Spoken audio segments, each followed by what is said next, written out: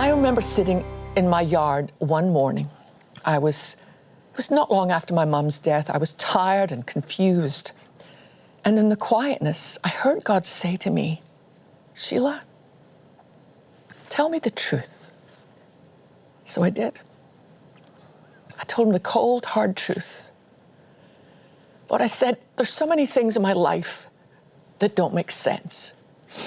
There's times when it seemed like you opened a door and then you just slammed the door closed in my faith. And those times leave me just wrung out.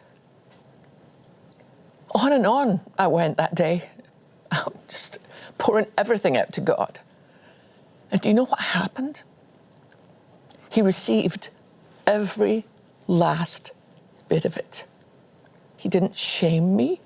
He didn't scold me. He didn't tell me to be quiet. Instead, I felt almost as if heaven leaned in and my Father said, "Keep going.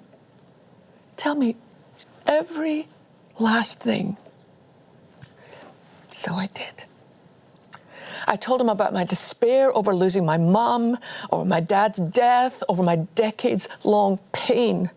And I said to him, "Do you know how scared I am sometimes? Do you know how small I feel?" I talked and talked and talked and poured every last thing out that morning. I talked until there was nothing left to say. I cried until it felt like every tear was gone. And then I remembered that beautiful verse from Psalm 34. "The Lord is near to the brokenhearted and saves the crushed in spirit." And I felt that.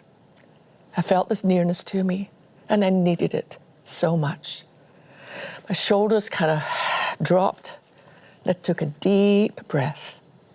The Lord was lifting for me what I couldn't lift myself. What started that morning in terms of my coming before the Lord with absolutely nothing held back has continued.